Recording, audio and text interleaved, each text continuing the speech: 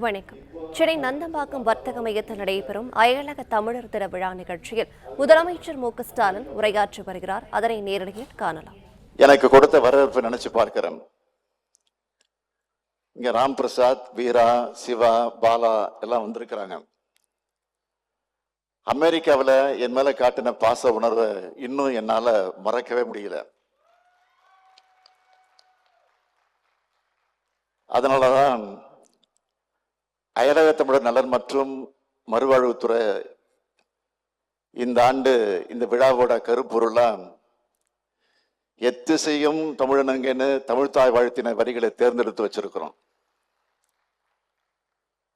நாடு நில எல்லைகள் கடல்னு புறப்பொருட்கள் நம்ம பிரிச்சாலும் தமிழ் மொழி தமிழினம் என்ற உணர்வுல நாம் எல்லாம் உள்ளத்தால் ஒன்னா இருக்கோம். தமிழ்தான் நம்ம இணைக்கக்கூடிய தொப்புள் கொடி. அந்த உணர்வோட உறவோட தாய் மண்ணாம் தமிழ்நாட்டுக்கு வந்திருக்கு உங்க எல்லோரையும் உங்களில் ஒருவனா வருக வருக என்று நான் வரவேற்கிறேன். தமிழ்நாட்டின் முதலமைச்சரா அயலக தமிழர் நாள் நல்வாழ்த்துக்களையும் உலக தமிழருக்கு நான் தெரிவிச்சுக்க விரும்புகிறேன். தமிழர் திருநாளாம் பொங்கல் காலத்துல இந்த மாபெரும் தமிழர் ஒன்று கூடல சிறப்பா ஏற்பாடு செஞ்சு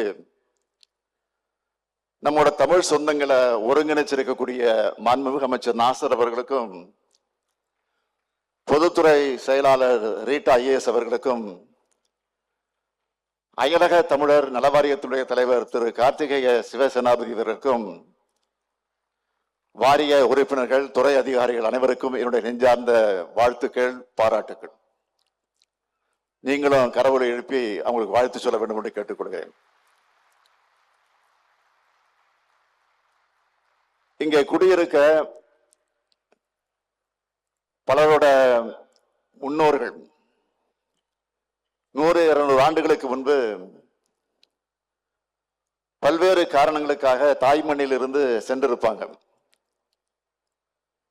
இந்த பூமி பந்தோட வெவ்வேறு நாடுகளுக்கும் சென்று தன்னுடைய ஓய்வறியா உழைப்பு, தியாகம், வியர்வை, கண்ணீர் சிந்தி அந்த நாடுகளை வளர்த்தாங்க.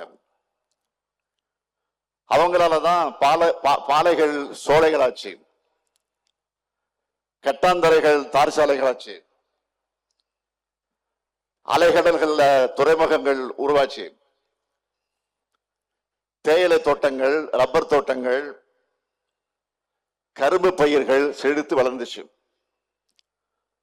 அந்த நாடுகளும் வளம் பெற்றுச்சு. நான் இதை சொல்லும் போது நீங்கள் கடந்து வந்த பாதை, பட்ட துன்பங்கள், அடைந்த உயரங்கள்னு உங்களுடைய நினைவுகள் நிச்சயம் உங்க குடும்ப வரலாற்றை எண்ணி பார்க்கும்.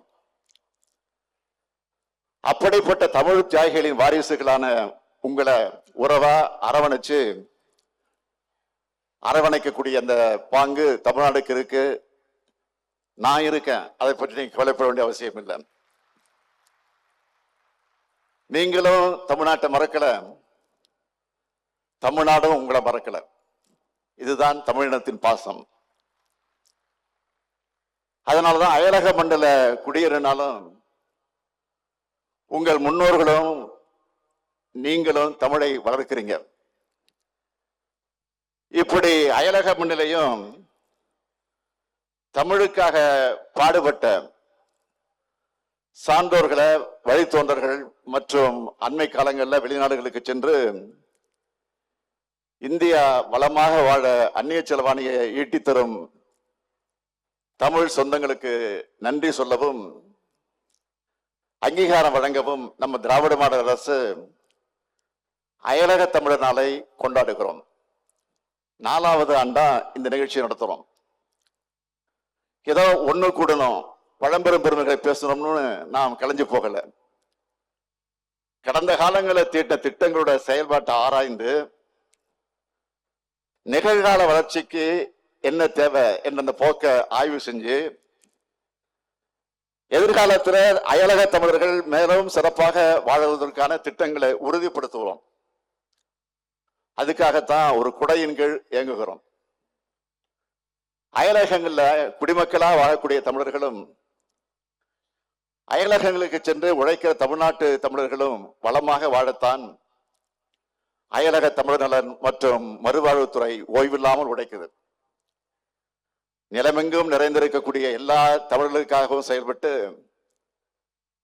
உங்களுடைய இதயங்களாலும் அரசா நம்ம திராவிட மாடல் அரசு விளங்குது. எந்த தூரமும் நம்மை தமிழிலிருந்து தூரப்படுத்தி விடக்கூடாது என்பதுல உறுதியா இருக்கும்.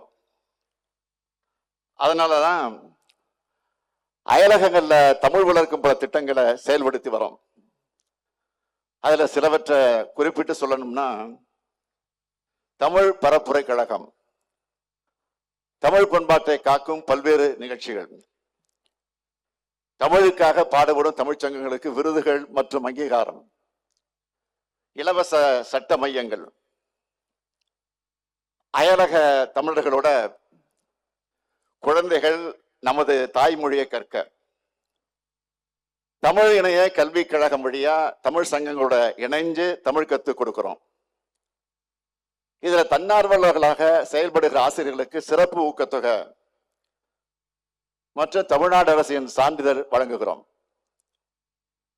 புலம்பெயர் தமிழர்களோட இலக்கியத்துக்கு விருது,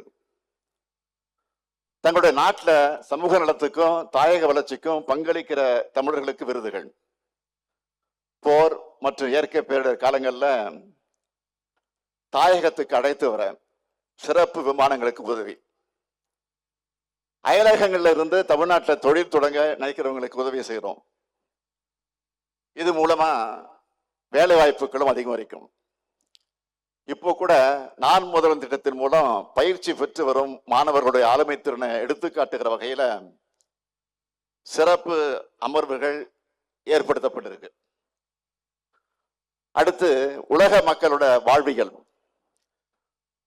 முன்னேற்றத்திற்காகவும் சமூக முன்னேற்றத்திற்காகவும் கல்வி, அறிவியல், தொழில்நுட்பம், வணிகம் ஆகிய துறைகள்ல சாதனை படைக்கிற நம் தமிழர்களை தேர்ந்தெடுத்து உலகம் யாவும் ஒன்றேன்னு முழங்கின தமிழன் கணியன் பூங்குன்றனார் பேர்ல விருது.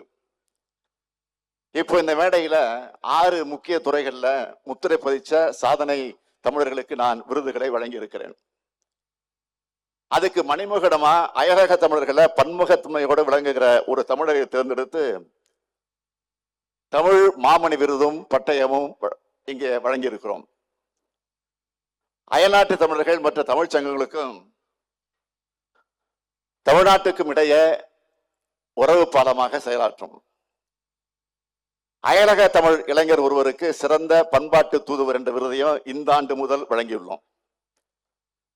இந்த விருதுகளை எல்லாம் இந்த ஆண்டு பெற்றிருக்கக்கூடிய அனைவருக்கும் என்னுடைய வாழ்த்துக்களை, பாராட்டுக்களை நான் இங்கே தெரிவித்துக் கொள்ள விரும்புகிறேன். இது போன்ற விருதுகள் மூலம் பண்பாட்டு தூதுவர்களை உருவாக்கி உலகெங்கும் உள்ள தமிழ் சொந்தங்களோட உறவு பாலம் அமைப்போம். இது எல்லாத்தையும் விட என் மனசுக்கு நெருக்கமான ஒரு திட்டம் இருக்கு. அதுதான் பல நூறு ஆண்டுகளுக்கு முன்னாடி புலம்பெயர்ந்த தமிழர்களுடைய வழித்தோன்றல்களை தமிழ்நாட்டுக்கு அழைச்சிட்டு வந்து அவர்களுடைய வேர்கள் பரவி இருக்கக்கூடிய கிராமங்களை அடையாளம் காட்டுகிற வேர்களை தேடி திட்டம். தமிழ் மண்ணில் அவங்களோட சொந்தங்களை கண்டுபிடிச்சு கண்ணீர் மல்க பாசத்தை கொட்டின சிலிர்ப்பூட்டு அனுபவங்கள் உருவாக்கின திட்டம் தான் இது. இன்னும் சொல்லணும்னா, என் அரசியல் வாழ்க்கையில இந்த திட்டம் ஒரு மைல்கல். திராவிட இயக்க கோட்பாடுகளுக்கு கிடைச்ச பெரும் வெற்றி இந்த வேர்களை தேடி திட்டம். இந்த திட்டத்தில் இதுவரைக்கும் 2 பயணங்கள் மேற்கொள்ளப்பட்டு 157 இளைஞர்கள் தாய் மண்ணுக்கு வந்திருக்கிறாங்க. அதுல 38 இளைஞர்கள் பயணத்தோட இறுதி நாளான இன்னைக்கு நம்மோட இந்த அரங்கில் இருக்காங்க. இந்த பயணமும் உறவும் என்றென்றும் தொடரணும் என்று நான் விரும்புகிறேன்.